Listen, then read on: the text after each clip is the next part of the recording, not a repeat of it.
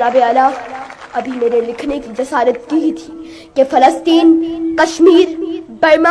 اور چیچنیا کے لوگوں نے چیخ چیخ کے پکارا کہ اے بے خبر، تو آزادی کی نعمت سے آشنا ہی نہیں، تیری تو ابھی اس عمر پہ لکھنے کی موضوع پر لکھنے کی عمر ہی نہیں، تو آزاد ہے، تو آج لکھنے کو آزاد ہے، تو آج پڑھنے کو آزاد ہے، تو آج اسٹیج پہ کھڑے ہو کے تقریر کرنے کو آزاد ہے، تیرے گھر کے مرد اپنی عبادت گاہوں میں جا کر عبادت کرنے کو آزاد ہے۔ چلو مان لیا 20% لوگ معاشرے میں خرابیوں کی وجہ سے ناانصافی کا شکار ہوئے ہوں گے، ارے تو آج نوشر و فیروز کے مجمع کے سامنے ان کے لیے آواز اٹھانے اور ان کے لیے حق کی بات کرنے کو آزاد ہے۔ ہمیں تو یہ حق نہیں